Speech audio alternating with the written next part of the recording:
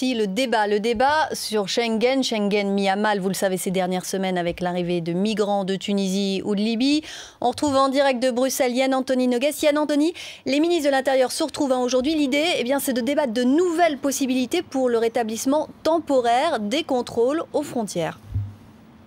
Effectivement, Karine, ce qui est sur la table, c'est tout simplement l'assouplissement des conditions pour rétablir des contrôles aux frontières à l'intérieur de l'espace Schengen, à l'intérieur de la zone de libre circulation, et ce, en cas de besoin. Car actuellement, vous savez que les accords Schengen ne permettent de réintroduire des barrières qu'en cas de menace grave à l'ordre public. Or, l'arrivée de milliers de Tunisiens via l'Italie n'arrange évidemment pas les affaires du gouvernement français, des affaires politiques face à la montée de l'extrême droite, mais ce n'est pas pour autant une menace grave. Voilà pourquoi Nicolas Sarkozy a poussé pour que les conditions pour fermer temporairement les frontières soient assouplies.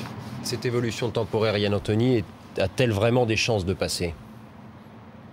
Bon, alors Frédéric, les gouvernements des grands pays, vous l'avez compris, la France, l'Italie également, et puis l'Allemagne, ils sont favorables à ces modifications. Nicolas Sarkozy et Silvio Berlusconi ont déjà poussé la Commission européenne à faire des propositions pour remodeler Schengen. C'est cela dont les ministres de l'Intérieur parlent aujourd'hui. Et puis au mois de juin, là, ce sont les grands chefs, les chefs d'État et de gouvernement qui prendront officiellement position sur cette question. Mais il faudra que cela passe également à Strasbourg, devant le Parlement européen. Et là, ça pourrait coincer. La plupart des groupes politiques sont contre une réforme, y compris la droite, donc la famille de Nicolas Sarkozy, la famille politique de Nicolas Sarkozy et de Silvio Berlusconi et d'Angela Merkel, la droite qui voit dans ces réformes des accords de Schengen un coup de canif dans la libre circulation et donc un coup de canif dans les valeurs européennes.